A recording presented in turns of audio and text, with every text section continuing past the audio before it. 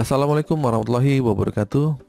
Gimana teman-teman kabarnya? Sehat selalu ya untuk kita semua. Di sini saya akan bahas gimana sih Bang, katanya ada rekening nasabah yang gagal bayar pinjol karena auto debit ya.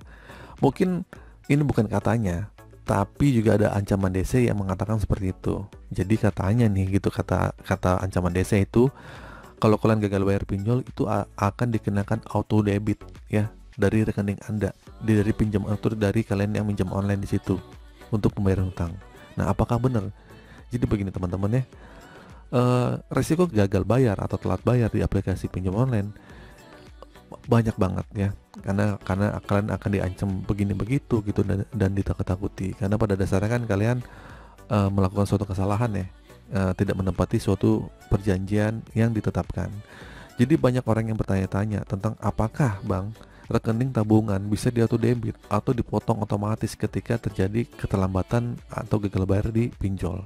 Nah, jadi begini. Sebenarnya untuk melakukan auto debit itu nggak semudah yang dibayangkan, ya.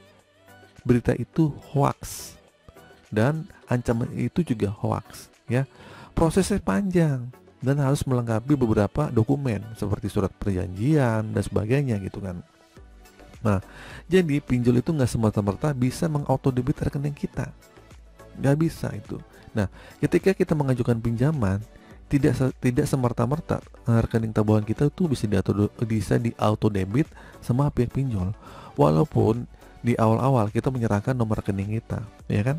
Nah, dalam kasus tertentu, misalnya kita memiliki gajian nih yang masuk ke rekening bank yang sama dengan pinjaman online yang kita ajukan, maka kita bisa melakukan auto debit, ya enggak? Namun hal ini harus disetujui dengan terlebih dahulu.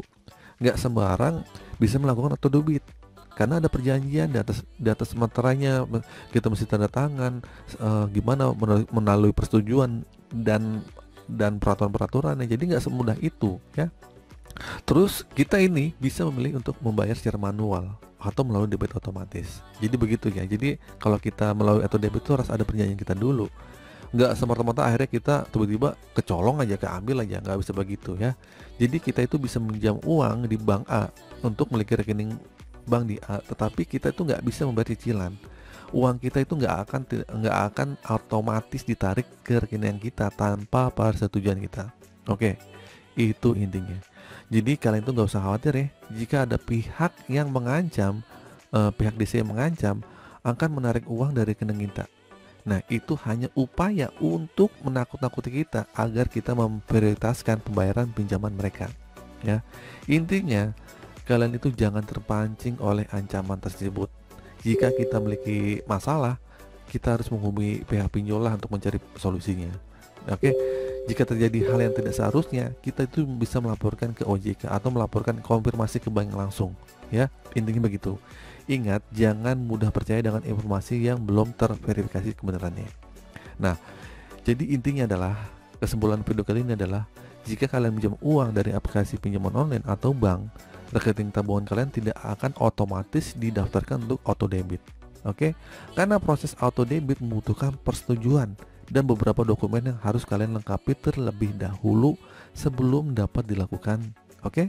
Nah, jika kalian nggak memberi persetujuan untuk auto debit nih, kalian tuh nggak akan otomatis ditarik ya jika kalian telat bayar atau gagal bayar. Jika ada pihak DC pinjol atau dari mana gitu yang mengancam akan menarik uang kalian secara otomatis tanpa persetujuan, itu nggak benar. Oke, kalian dapat melaporkan hal tersebut ke OJK. Jadi kalau kalian ingin meminjam uang dari aplikasi pinjam online atau bank, pastikan itu membaca syarat ketentuannya ya. Jadi kalian tuh hati-hati aja. Oke, itu saja teman-teman video kali ini. Semoga menjawab pertanyaan kalian dan informasi ini semoga bermanfaat. Akhir kata, assalamualaikum warahmatullahi wabarakatuh.